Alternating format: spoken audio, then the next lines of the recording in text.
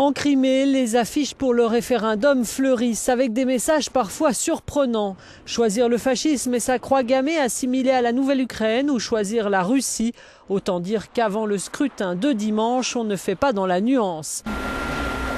Comme si le nouveau pouvoir ukrainien s'était résigné à céder la Crimée, l'Ukraine n'enverra pas ses soldats dans la péninsule séparatiste pour empêcher le référendum sur le rattachement à la Russie. La Russie est venue ici et nous a imposé sa politique, c'est vu, en donnant beaucoup d'argent, en disant que tout ira bien.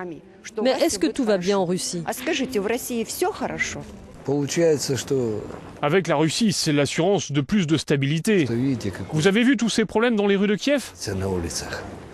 La Crimée est de facto coupée du reste de l'Ukraine avec 80 000 soldats russes sur place. 90% des télévisions ukrainiennes sont coupées et remplacées par les chaînes russes. Le principal aéroport de la région est fermé au vol en provenance de Kiev et dans cette péninsule cédée en 1954 à l'Ukraine, les observateurs internationaux sont interdits.